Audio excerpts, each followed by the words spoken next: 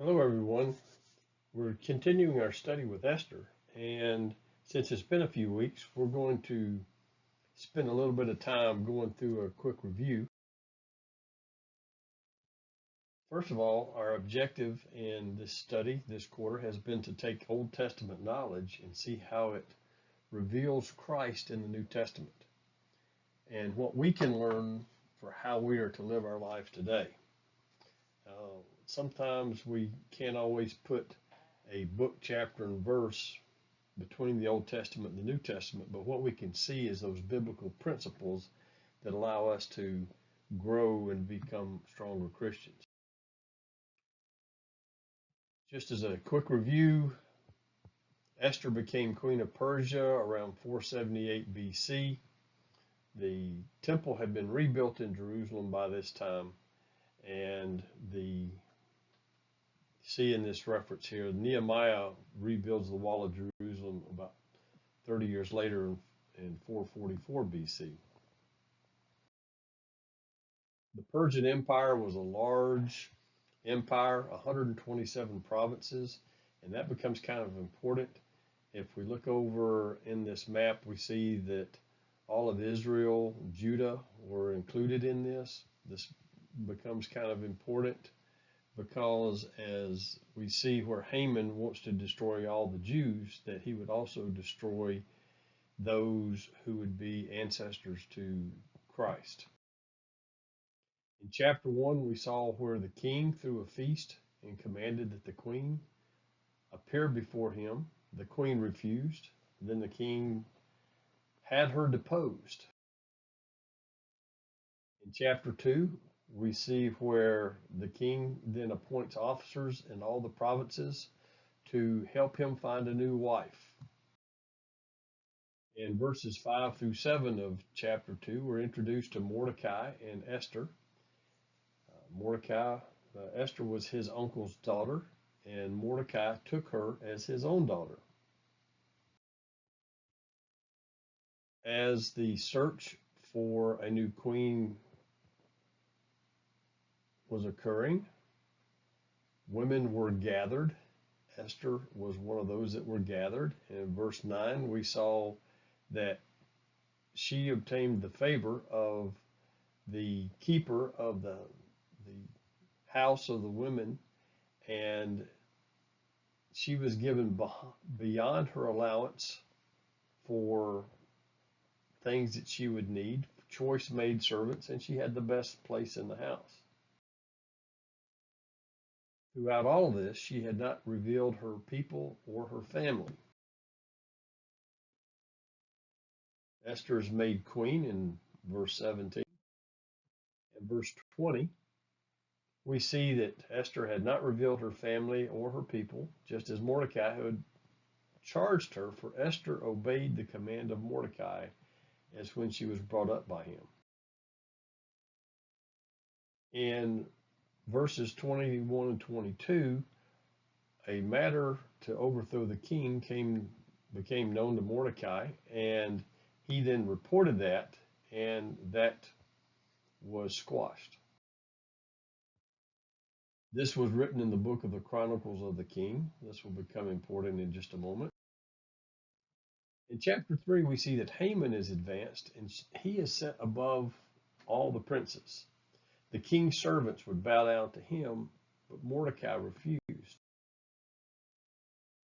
This made Haman mad, so he planned to destroy all the Jews in verse 6 of chapter 3. In chapter 4, the Jews are in turmoil because of Mordecai's edict that was issued to destroy all the Jews. And Mordecai made a plea to Esther to go to the king. And Esther's response was, he has but one law. If I go to him and I have not been summoned, he can kill me.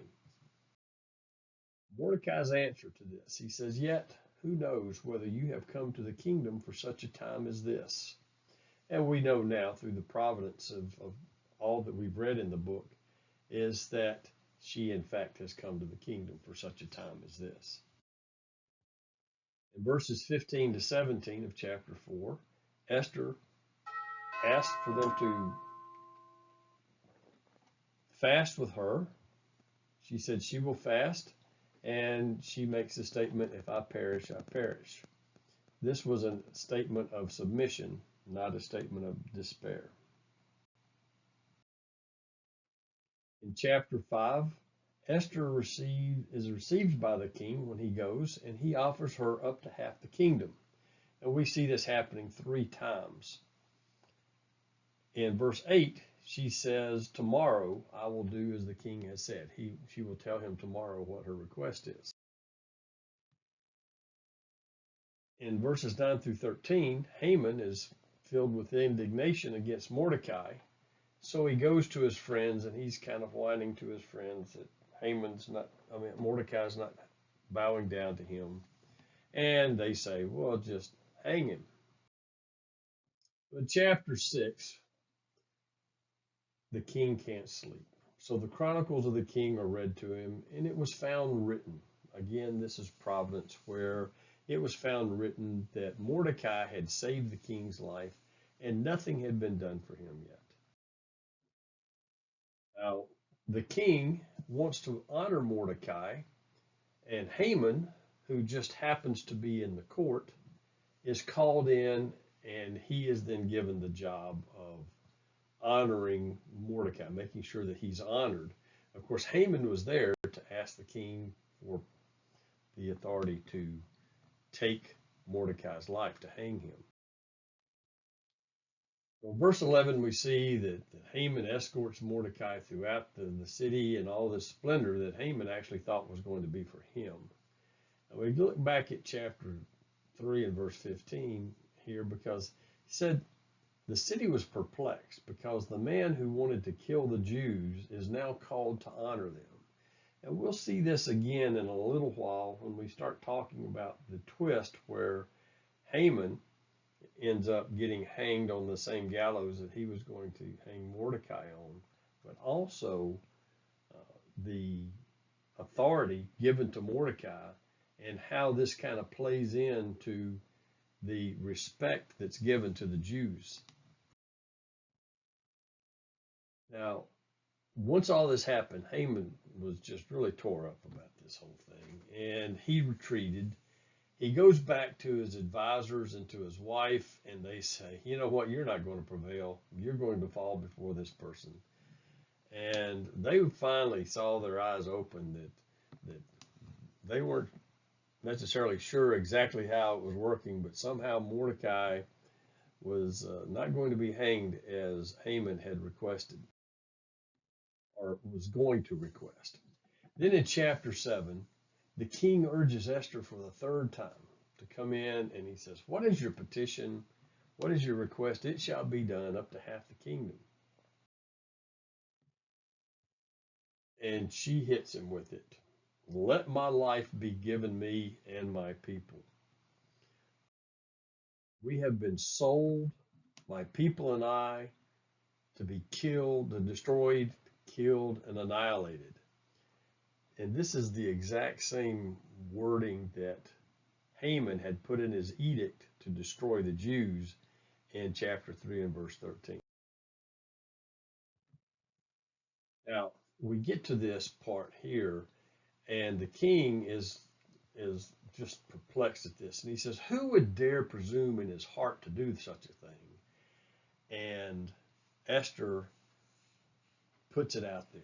The adversary, the enemy, the wicked Haman.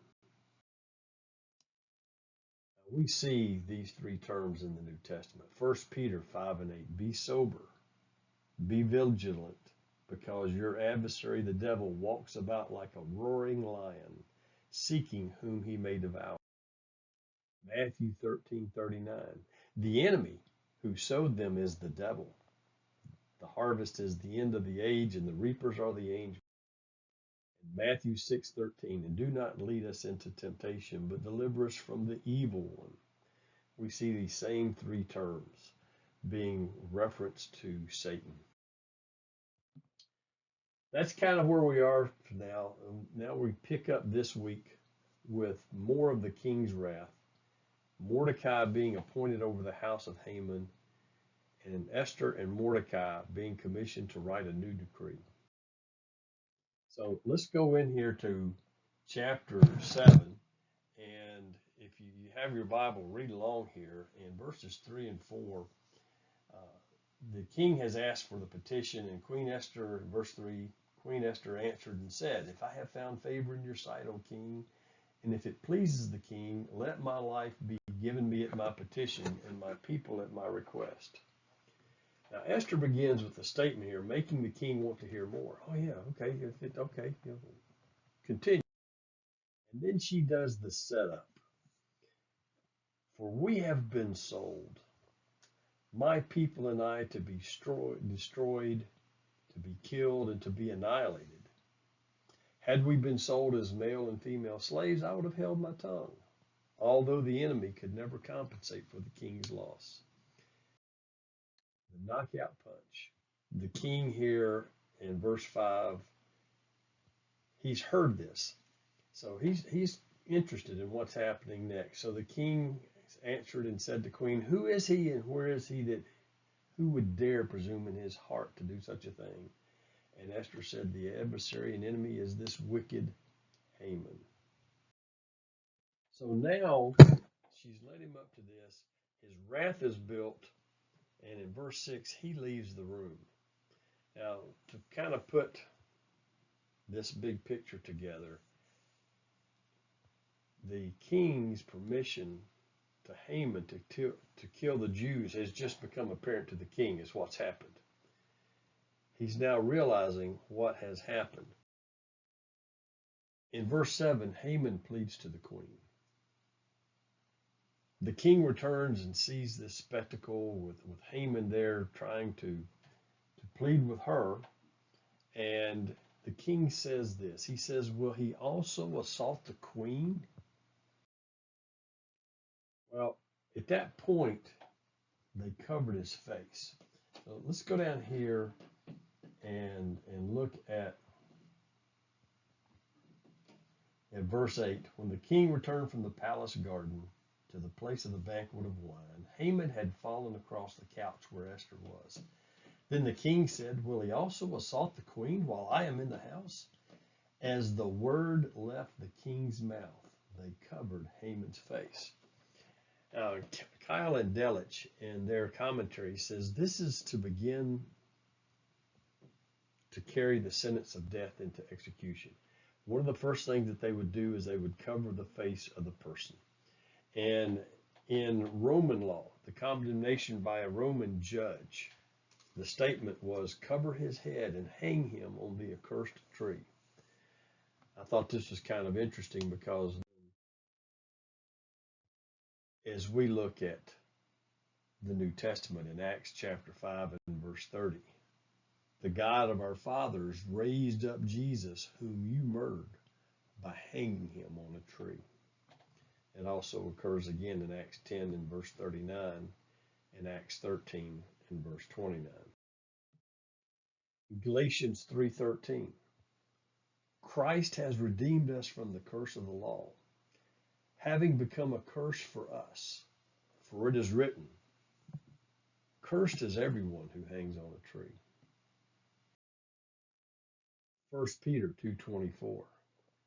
Who himself bore our sins in his own body on the tree, that we, having died to sins, might live for righteousness, by whose stripes you were healed. Then we go here to verse 9, still in chapter 7. Now Harbonah, one of the eunuchs, said to the king, "Look, the gallows 50 cubits high, which Haman made for Mordecai, who spoke good on the king's behalf, is standing at the house of Haman." Then the king said, "Hang him on it." So they hanged Haman on the gallows that he had prepared for Mordecai. Then the king's wrath subsided. The gallows that Haman had made for Mordecai became his demise. In Genesis, God saying to the serpent, "He shall bruise your head and you shall bruise his heel." And in Romans 16:20, the God of peace will crush Satan under your feet shortly. So what we see here is that Haman has been crushed, that his evil purpose, his wicked purpose to annihilate the Jews was crushed by the providence of God. In chapter 8, Queen Esther she's given the house of Haman, and then she gives that over to Mordecai, and he's appointed over the house of Haman. Let's read in chapter 8 and verse 1. On that day, King Ahasuerus gave Queen Esther the house of Haman, the enemy of the Jews. And Mordecai came before the king, for Esther had told how he was related to her. So this is the first time we see that Mordecai is then being revealed as related to Esther, and it becomes apparent that through all of this, that Mordecai and Esther are Jews. Of course, a few verses back when we're reading about how Esther has talked about this edict to kill her people, the king is aware of the edict that has been set out but among the 127 provinces to kill all of those Jews. So he knows Esther's ethnicity, and now he knows Mordecai's ethnicity in his connection. In verse 2, so the king took off his signet ring, which he had taken from Haman, and gave it to Mordecai. And Esther was appointed Mordecai over the house of Haman. Now, this is, I got ahead of myself on my slides here, but Mordecai being appointed to Haman's post makes him second command only to the king. This is where the providence of God prevails. Mordecai is given the authority over Haman's estate. This is an unspoken message to all of the failed edict of Haman. Now let's go back a few verses where we were talking about how Haman had to come in. First of all, when the edict was put out to destroy all the Jews, the people were perplexed. They were again perplexed when Haman, who has this hate for the Jews, is then ordered to take Mordecai around and parade him around with all this show of honor. And now Mordecai is given authority over Haman's estate. And I think this becomes important because when in the next few verses we're going to see where Mordecai and Esther are allowed to write a decree to save the Jews. But remember, there is a decree that cannot be changed under the Persian law, the law of the Medes and the Persians. It cannot be changed that the Jews are to be annihilated on a certain day. That certain day is months away.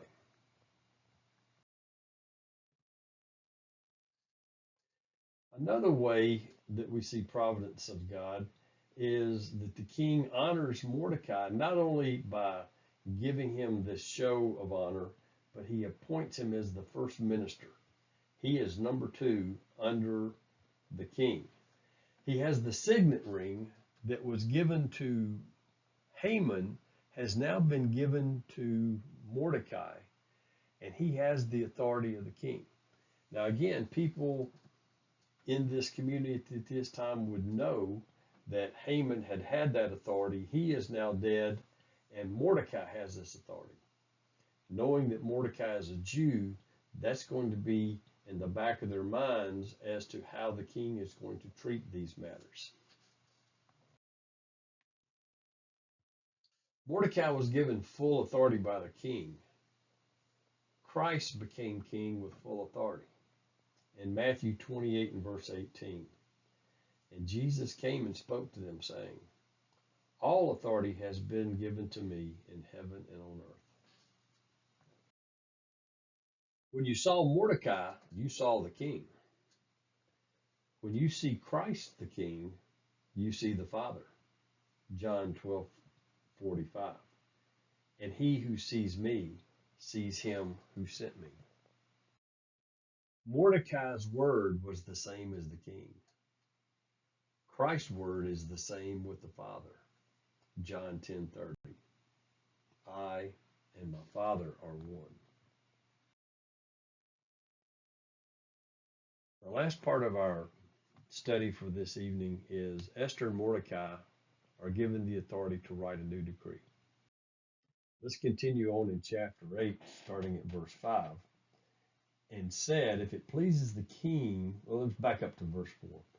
The king held out the golden scepter toward Esther. So Esther arose and stood before the king and said, if it pleases the king, and if I have found favor in his sight, and the thing seems right to the king, and I am pleasing in the eyes, let it be written, to revoke the letters devised by Haman, the son of Hammedatha the Agagite, which he wrote to annihilate the Jews who were in all the king's provinces. For how can I endure to see the evil that will come to my people? Or how can I endure to see the destruction of my countrymen? Then King Ahasuerus said to Queen Esther and Mordecai the Jew, indeed, I have given Esther the house of Haman, and they have hanged him on the gallows because he tried to lay his hand on the Jews. Verse 8, you yourselves write a decree concerning the Jews as you please, in the king's name, and seal it with the king's signet ring. For whatever is written in the king's name and sealed with the king's signet ring, no one can revoke. Now, let's go back to this reference in chapter 1 and verse 19, when Queen Vashti was deposed as the queen. It was a law that could not be altered. In verse 9, so the king's scribes were called at that time in the 3rd month, which is the month of Sivan, on the 23rd day. And it was written according to all that Mordecai commanded to the Jews, the satraps, the governors, and the princes of the provinces from India to Ethiopia, 127 provinces in all, to every province in its own script, to every people in their own language, and to the Jews in their own script and language. Now, here we go. The king's scribes are being called in to write all that Mordecai commanded. Here we see the providence again of God, that Mordecai is able to write with the authority of the king this new edict that is going to save the Jews. Now, let's just back up and look at verse 9 for just a second. There's a little side note here. This occurred in the 3rd month of the 23rd day. Now, remember that Haman's letter giving the destruction of the Jews was written on the 1st month and the 13th day. So about 2 months has passed since this has occurred. Now, also keep in mind that when Haman did this, the destruction of the Jews were going to be given in the 12th month. So we had from the 1st month to the 12th month. Again, the providence of God is extending that out 12 months to give the Jews the time for the providence to occur. Now, this means that the Jews will have about 10 months to prepare themselves for the edict that's about to come. Verses 10 and 11. He wrote in the name of King Ahasuerus, sealed it with the king's signet ring, and sent letters by couriers on horseback, riding on royal horses bred from swift steeds. That in verse 14 it says, the couriers who rode in royal horses went out hastened and pressed on by the king's command. So this was to be done very quickly and get the word out as fast as they possibly could. In this, in verse 11, it says, by these letters the king permitted the Jews who were in every city to gather together and protect their lives, to destroy, kill, and annihilate all the forces of any people or province that would assault them, both little children and women, and to plunder their possessions.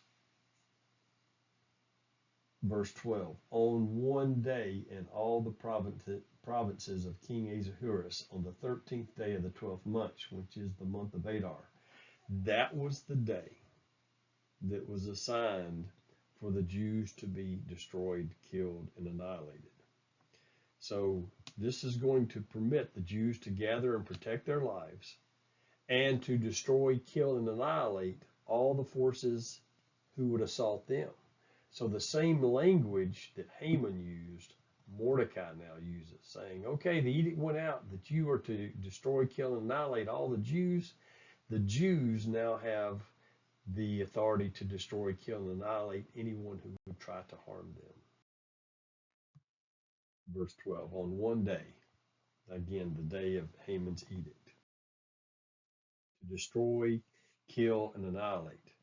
This occurred in chapter 3 and verse 13 in Haman's edict, but it also occurred in chapter 7 and in verse 4 when Esther's plea repeated that same thing, that this edict was to destroy, kill, and annihilate her and her people. This new edict written by Esther and Mordecai demands the same justice that Haman had wanted. Again, that example where bruising the heel, crushing the head.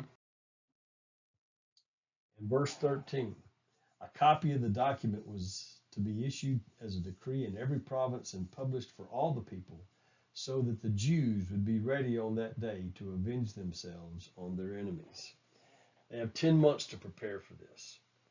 And again, with these words going out to all of the provinces and making this in everybody's language, so there's no doubt that people would not understand what they were allowed to do. Oh yeah, on this day, this edict says that you're going to do this, but they also have the right to defend themselves. Again, keeping in mind, backing up to the fact that Mordecai is taking Haman's place, and the authority and the treatment of the Jews, it's probably like, okay, I'm not as sure that I want to go out and kill Jews on the 13th of Adar like the first edict said, because they can defend themselves.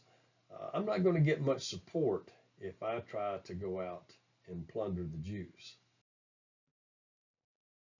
Next week, I know I got to leave you hanging a little bit too, so you come back next week.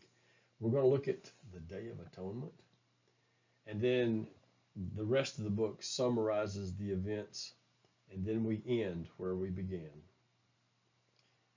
There is a place on this that you can add comments. If you'd like to add comments, feel free to add comments, or you can email me, bobbyricks@gmail.com, and in the subject block, put questions or comments that you'd like to add to this. And I look forward to presenting the last part of Esther next week.